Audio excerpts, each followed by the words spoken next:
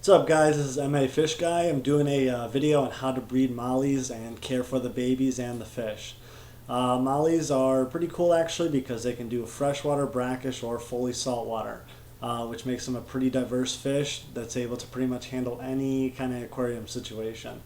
But they are pretty picky when it comes to water quality, so you do want pristine water quality with these guys. And they do require a little bit of aquarium salt in the water, even if it's in full freshwater. But with these guys, they're quite easy to take care of. The feeding is quite basic. You can just do a regular, flake food, pellet food, frozen, live. They do require quite a bit of vegetable matter in their diet, so you do want kind of like a vegetable flake food if you do. Or if you don't, you can always do brine shrimp, frozen bloodworm, stuff like that.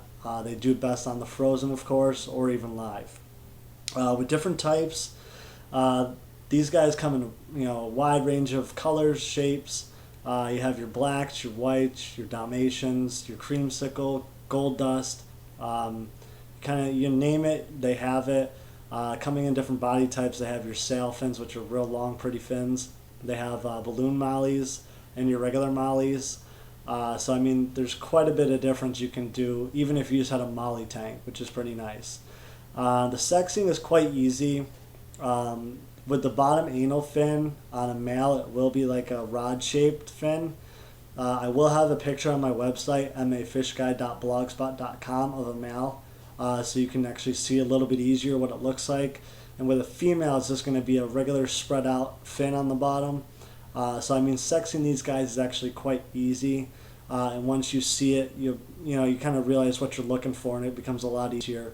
Plus, when you go to a fish store, if anybody's been doing fish at all, they should be able to tell the difference between the male and the females. With breeding, this is quite easy actually. All you have to do is put a male and a female together, and you have your breeding going on.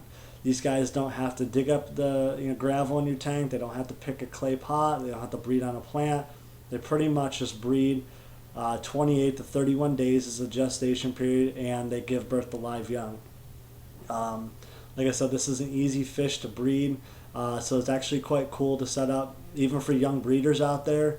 If you're looking to get your hands wet in the aquarium and breeding some fish, look at your mollies, platies, swordtails, guppies. They all breed in the same way. The fry, you can kind of determine the size of them.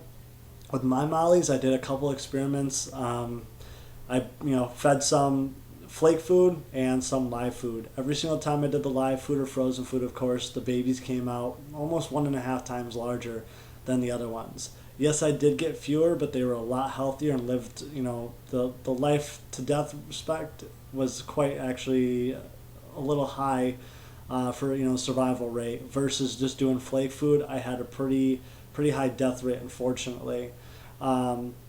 With the fry, they're easy to feed, especially if you're stuck with the frozen food for the parents. You can do frozen baby brine shrimp. You can do, just crushed up flake food. You can put, a piece of celery in a glass of water or a jar of water, put it in some sunlight for about 3 to 4 days before, and you're going to have a whole swarm of microorganisms swimming around that water that you can take an eyedrop or two and squirt it into the tank, and your babies will love it. You do want to separate the female from the rest of the fish. Once you start seeing a gravid spot, which is the spot behind the stomach, that's like a black area, it's a little difficult to see in mollies because of the color variations of these guys. It's more so in your guppies, platies, swordtails that you can see it in, but you can see it in some of the mollies, which is pretty cool because the gravid spot, if you look closely, you can start to see eyeballs of the baby fish, and at that point you want to put her in a breeding nest or after about 3 weeks from contact with a male. You don't want to wait too long, because if you do wait too long to put them in the nest or the breeding cage, they can actually abort the babies and you will lose them all. And that can actually cause a great deal of stress to the female, and you end pretty much losing about 70-80% of these the mothers that do abort the babies. And with the fry, you want to keep them away from the other fish until they aren't bite size. Baby fish are a delicacy to all other fish. If you keep the mollies well fed, they will leave the babies alone for the most part. At least the mother will, but the other fish won't. So you really want to keep an eye on keeping the babies away and putting them in a grow out tank. And the more pristine water quality and the water changes and the better food, you're going to have larger fry growth, and you're going to be able to introduce them back into the community aquarium a lot quicker. So if you have any questions on breeding mollies, I will be doing more videos today. So if you have any requests, put it in the comments. Go to my website, mafishguy.blogspot.com. Subscribe and leave some comments. Thank you.